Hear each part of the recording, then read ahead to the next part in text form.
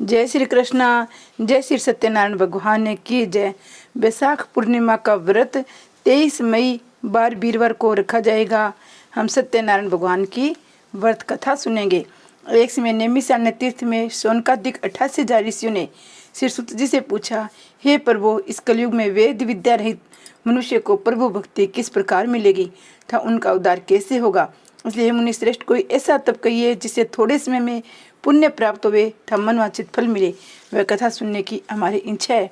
सर्वशास्त्र ज्ञाता श्री सूत जी बोले, हे वैष्णव में पूज्य, आप सब ने सर्व प्राणियों के हित की बात पूछी है। अब मैं उस श्रेष्ठ व्रत को आप लोगों में कहूँगा जिस व्रत को नारद जी ने लक्ष्मी नारायण से पूछा था। लक्ष्मी पति ने मुनि श्रेष्ठ नारद से कहा था, सो सब ध्यान से सुनो। एक समय योगी राज नारद जी दूसरों के हित की इच्छा से अनेक लोकों में घूमते हुए मृत्यु लोक में आ पहुंचे। वहाँ बहुत योनियों में जन्मे हुए प्राय सभी मनुष्य को अपने कर्मों के द्वारा अनेक दुखों से पीड़ित देखकर किसी यत्न के करने से निश्चय इनके दुखों का नाश हो सकेगा, ऐसा मन में सोचकर विष्णु लोक को गए। वहाँ श्वेत वर्ण चारों भुजाओं वाले देवों के इस नारायण को, जिनके हाथों में शंख चक्र गदा और पद्म थे तथा बनमाला पहने हुए थे, देखकर स्तुति करने लगे। हे भगवान, आप अत्यंत शक्ति से संपन्न हैं। मन था वाणी भी आपको नहीं पा सकती। आपका आदि मध्य और अंत नहीं। निर्गुण स्वरूप सृष्टि के आदि भूति व भक्तों के दुखों को नष्ट करने वाले हो, आपको मेरा नमस्कार है। नारद जी से इस प्रकार की स्तुति सुनकर विष्णु भगवान बोले, हे मुनि श्रेष्ठ, आपके मन में क्या है? आपका यहाँ किस काम के लिए आगमन हुआ है? निसंकोच होकर आप मुझसे कहो। तब नारद मुनि बोले, मृत्युलोक में सब मनुष्य जो अनेक योनियों में पैदा हुए हैं, अपने अपने कर्मों के द्वारा अनेक प्रकार के दुखों से दुखी हो रहे हैं। हे नाथ, मुझ पर दया रखते हो तो बताइए कि उन मनुष्यों के सब दुख थोड़े से प्रयत्न से कैसे दूर हो सकते हैं। श्री भगवान जी बोले, हे नारद, मनुष्यों की भलाई के लिए तूने मुझसे बहुत अच्छी बात पूछी है। जिस काम के करने से मनुष्य मोह से छूट जाता है, वह कथा मैं तुमको कहता हूँ, सुनो। भूत पुण्य को देने वाला स्वर्ग तथा मनुष्य लोग दोनों में दुर्लभ एक व्रत है। आज मैं प्रेम से होकर तेरे से कहता हूँ, सत्यनारायण जी का व्रत अच्छी तरह विधान पूर्वक करके मनुष्य तुरंत यहाँ सुख भोग कर मरने पर मोक्ष को प्राप्त होता है। श्री भगवान के वचन सुनकर नारद मुनि बोले, उस व्रत का क्या फल है, क्या विधान है, किसने ये व्रत किया, किस दिन ये व्रत करना चाहिए, आप मुझे विस्तार से कहो। भगवान बोले, दुख शोक आदि को दूर करने वाला, धन धान्य को बढ़ाने वाला, सौभाग्य तथा संतान को देने वाला, सब स्थानों पर विजय करने वाला, भक्ति और श्रद्धा के साथ किसी भी दिन मनुष्य श्री सत्यनारायण की शाम के समय ब्राह्मणों और बंधुओं के साथ धर्म प्राण होकर पूजा करे, भक्ति भाव से स्वाय दे, नवेद, केले का फल, घी, दूध और गेहूं का चूर्ण लेवे, गेहूं के अभाव में साठी का चूर्ण, शक्कर था गुड़ ले, सब भक्षण योग्य पदार्थ जमा करके स्वाय पे अर्पण कर देवे, बंधुओं सहित भोजन करावे, भक्ति के साथ समय भोजन करे, नृत्य गीत आदि का आचरण कर सत्यनारायण भगवान को स्मरण कर समस्त समय व्यतीत करे। इस तरह का व्रत करने पर मनुष्य की इच्छा निश्चित ही पूरी हो सकती है। विशेषकर कली काल में भूमि पर ये मोक्ष का सरल उपाय है। सत्यनारायण व्रत कथा का प्रथम अध्याय समाप्त। दूसरा अध्याय। सूत जी बोले, हे ऋषियों, जिसने पहले समय में इस व्रत को किया है उसका इतिहास मैं तुमसे कहता हूँ, ध्यान से सुनो। सुंदर काशीपुरी नगरी में एक अति निर्धन ब्राह्मण रहता था। वह भूख और प्यास से बेचैन हुआ नित्य ही पृथ्वी पर घूमता था। ब्राह्मणों को प्रेम करने वाले भगवान ने ब्राह्मणों को दुखी देखकर बूढ़े ब्राह्मण का रूप धर करके उसके पास जा आदर के साथ पूछा, हे विप्र, नित्य दुखी हुआ पृथ्वी पर क्यों घूमता है? हे श्रेष्ठ ब्राह्मण, ये सब मुझसे कहो, मैं सुनना चाहता हूँ। ब्राह्मण बोला, मैं बहुत निर्धन ब्राह्मण हूँ, भिक्षा के लिए पृथ्वी पर फिरता हूँ। हे भगवान, यदि आप इसका उपाय जानते हो तो कृपा करके कहो। वृद्ध ब्राह्मण बोला, सत्यनारायण भगवान मनवांछित फल को देने वाले हैं, इसलिए हे ब्राह्मण, तू उनका पूजन करें, जिसके करने से मनुष्य सब दुखों से मुक्त होता है। ब्राह्मण को सारा व्रत का विधान बताकर बूढ़े ब्राह्मण का रूप धारण करने वाले सत्यनारायण भगवान अंतर ध्यान हो गए। जिस व्रत को वृद्ध ब्राह्मण ने बतलाया है मैं उसको करूँगा। ये निश्चय करने पर उसे रात में नींद भी नहीं आई। वह सवेरे ही उठा, सत्यनारायण के व्रत का निश्चय करके भिक्षा के लिए चल दिया। उस दिन उसको भिक्षा में बहुत धन मिला, जिससे बंधु बांधवों के साथ उसने सत्यनारायण का व्रत किया। इसके करने से वह ब्राह्मण सब दुखों से छूटकर अनेक प्रकार की संपत्तियों से युक्त हुआ। उसमें से वह ब्राह्मण हर मास व्रत करने लगा। इस तरह सत्यनारायण भगवान के इस व्रत को जो करेगा वह सब पापों से छूटकर मोक्ष को प्राप्त होगा। आगे जो पृथ्वी पर सत्यनारायण व्रत करेगा वह मनुष्य सब दुखों से छूट जाएगा। इस तरह नारद जी ने नारायण को कहा हुआ ये व्रत तुमसे कहा है। हे विप्रो, मैं और क्या कहूँ। ऋषि बोले, हे मुनीश्वरो, संसार में इस ब्राह्मण से सुनकर किस किस ने इस व्रत को किया मैं सब सुनना चाहता हूँ। इसके लिए हमारे मन में श्रद्धा है। सूत जी बोले, हे मुनियो, जिसने इस व्रत को किया है वह सब सुनो। एक समय वह ब्राह्मण धन और ऐश्वर्य के अनुसार बंधु बांधवों के साथ व्रत करने को तैयार हुआ। उसी समय एक लकड़ी बेचने वाला बूढ़ा आया। बाहर लकड़ियों को रखकर ब्राह्मण के मकान में गया।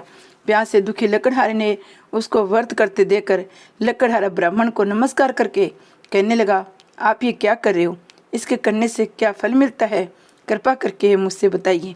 ब्राह्मण ने कहा, सब मनोकामनाओं को पूरा करने वाला ये सत्यनारायण भगवान का व्रत है। इसकी कृपा से मेरे यहाँ धन धान्य आदि की वृद्धि हुई है। ब्राह्मण से इस व्रत के बारे में जानकर लकड़हारा बहुत ही प्रसन्न हुआ। चन्ना मत ले प्रसाद खाने के बाद अपने घर को गया। लकड़हारे ने मन में इस प्रकार का संकल्प किया कि आज ग्राम में लकड़ी बेचने से जो धन मुझे मिलेगा उसी से मैं सत्यनारायण देव का उत्तम व्रत करूंगा। ये मन में विचार कर वह बूढ़ा ब्राह्मण लकड़ियां अपने सिर पर रखकर जिस नगर में धनवान लोग रहते थे वे ऐसे सुंदर नगर में गया। उसे रोज वहां पर उसे उन लकड़ियों का दाम पहले दिनों से चौगुना मिला।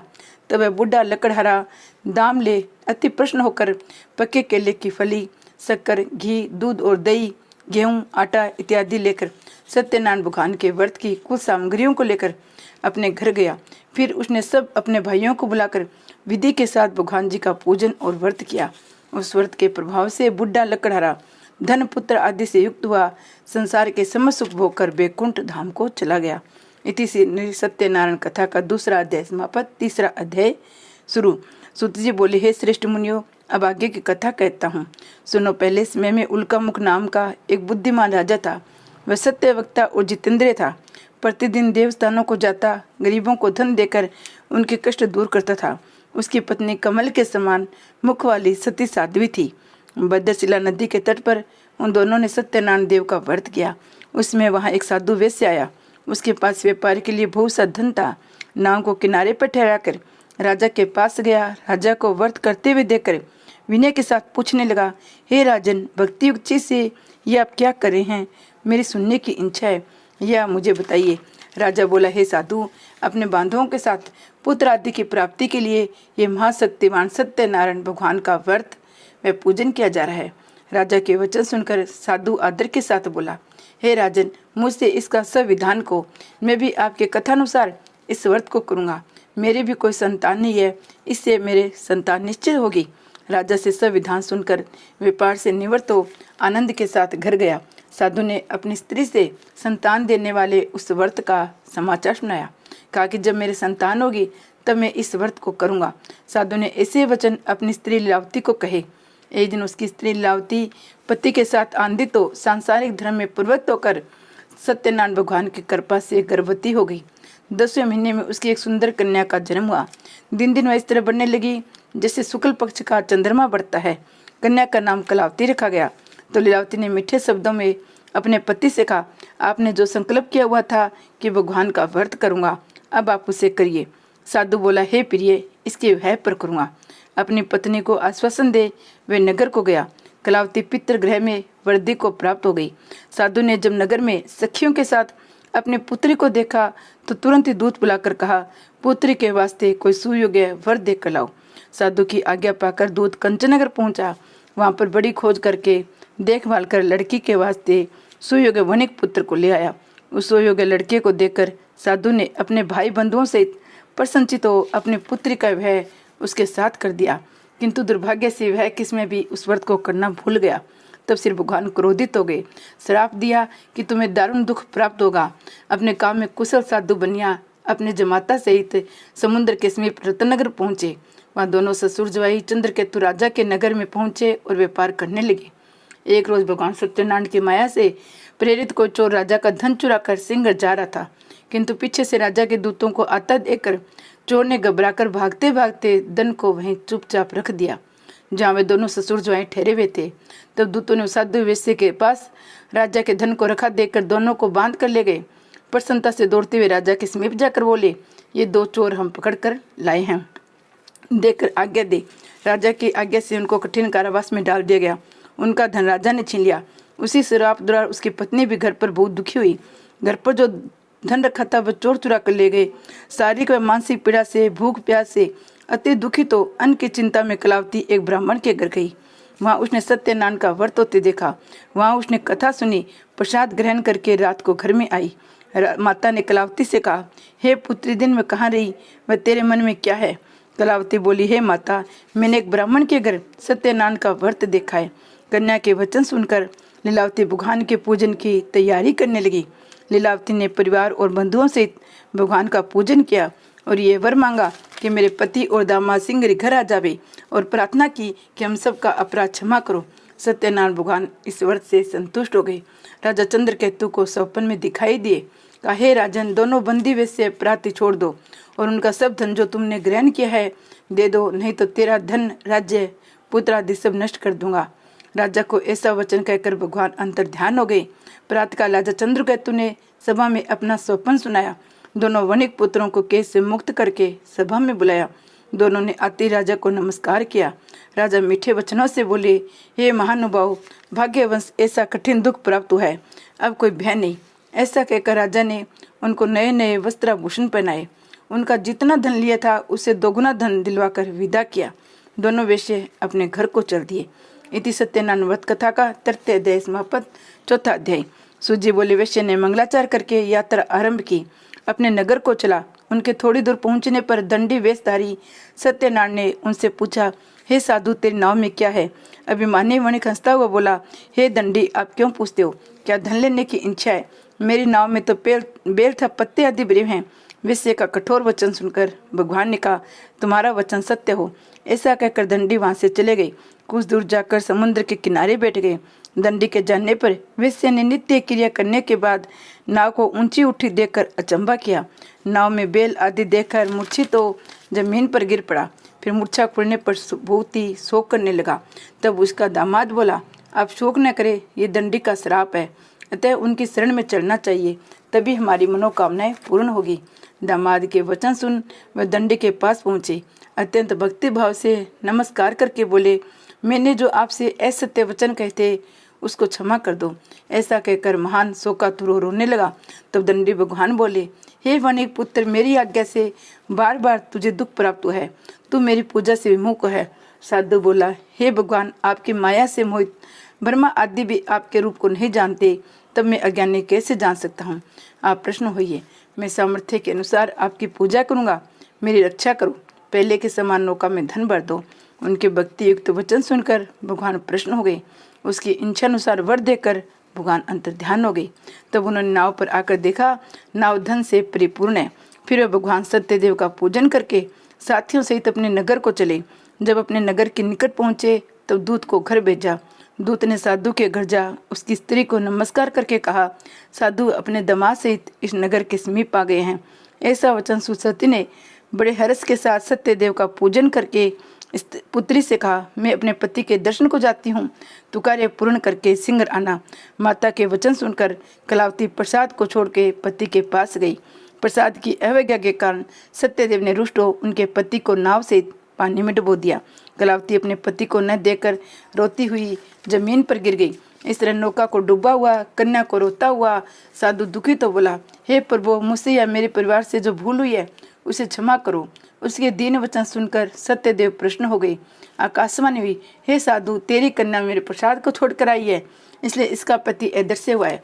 यदि वह घर जाकर प्रसाद खाकर लौटे तो उसे इसका पति अवश्य मिलेगा। आकाशवाणी से ऐसा सुनकर कलावती ने घर पहुंचकर प्रसाद खाया। फिर उसने आकर अपने पति के दर्शन किए तो वैसे परिवार के सब लोग प्रश्न हुए। फिर साधु ने बांधों से सत्यदेव का विधि पूर्वक पूजन किया। उस दिन से हर पूर्णिमा संक्रांति को सत्यनारायण का पूजन करने लगा। फिर इस लोक का सुख भोग कर स्वर्ग को चला गया। इति श्री सत्यनारायण व्रत कथा का 4 अध्याय समाप्त। 5वां अध्याय। सूजी बोले, हे ऋषियों, में और भी कथा कहता हूँ, सुनो। प्रजा पालन में लीन तुंग दुज नामक का राजा था। उसने भी भगवान का प्रसाद त्याग कर बहुत दुख पाया।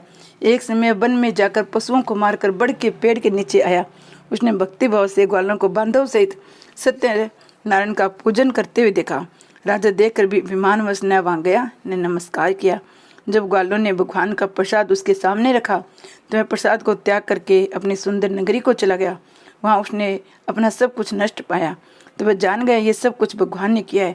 तो वह विश्वास करके ग्वालों के समीप गया, विधि पूर्वक पूजन करके प्रसाद खाया और सत्यदेव की कृपा से सब जैसा था वैसा हो गया। शुकबो को मरने पर स्वर्गलोक हो गया। जो मनुष्य इस परम दुर्लभ व्रत को करेगा भगवान की कृपा से उसे धन धान्य की प्राप्ति होगी। निर्धन धनी होता है, बंदी बंधन से मुक्त होकर निर्भय हो जाता है, संतानहीनों को संतान प्राप्त होती है, सब मनोरथ पूर्ण होकर अंत में वैकुंठ धाम को जाता है। जिन्होंने पहले इस व्रत को किया है उसके दूसरे जन्म की कथा कहता हूँ। वर्षतानंद ब्राह्मण सुदामा का जन्म लेकर मोक्ष को पाया। उल्का मुख नाम का राजा दशरथ होकर वैकुंठ को प्राप्त हुआ। साधु नाम के वैश्य ने मोर ध्वज बनकर अपने पुत्र को आर्य से चीरकर मोक्ष को प्राप्त किया। महाराज तुंगध्वज ने समय भू होकर भगवान के भक्ति युक्त कर्म को मोक्ष को प्राप्त किया। सत्यनारायण व्रत कथा समाप्त। जय सत्यनारायण भगवान की जय हो।